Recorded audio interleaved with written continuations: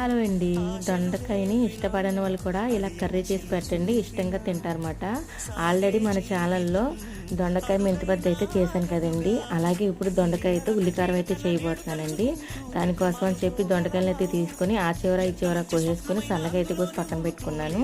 సరిపడా ముక్కుడైతే పెట్టుకొని ఆయిల్ అయితే వేసుకొని అందులోనే కొద్దిగా మినపప్పు, సరిపడా ఉల్లిపాయలు వేసి కొద్దిగా జీలకర్ర, కొద్దిగా చింతపండు, కొద్దిగా ఎల్లుల్లిపాయలు వేసుకొని బాగా మగ్గనిచ్చాక మిక్సీ జార్లోకి అయితే తీసి పక్కన పెట్టుకోవాలండి. ఆ ముక్కలోనే కొద్దిగా ఆయిల్ అయితే వేసి కొద్దిగా అల్లం వెల్లుల్లి పేస్ట్ వేసి కోసి పెట్టుకున్న దొండకాయ ముక్కలు కూడా అందులో వేసి మగ్గనివ్వాలన్నమాట. మనం ఆల్రెడీ తీసి పెట్టుకున్నాం కదండి మిక్సీ జార్లో, అందులో కొద్దిగా కారం, కొద్దిగా కొత్తిమీర వేసుకొని మిక్సీ అయితే పట్టేసుకోవాలి. దొండకాయలు అయితే మగ్గుతున్నాయి కదండి, కొద్దిగా సాల్ట్ అయితే వేసుకొని కొంచెం మగ్గిన తర్వాత కొద్దిగా కరివేపాకు వేసుకొని మనం ఆల్రెడీ ఉల్లికారం అయితే మిక్సీ పట్టుకున్నాం కదండి, దాన్ని కూడా వేసి ఒకసారి కలిపేసుకుంటే వేడి వేడి అన్నంలోకి దొండకాయ ఉల్లికారం అయితే రెడీ అయిపోయిందండి. వీడియో నచ్చితే లైక్ చేయండి.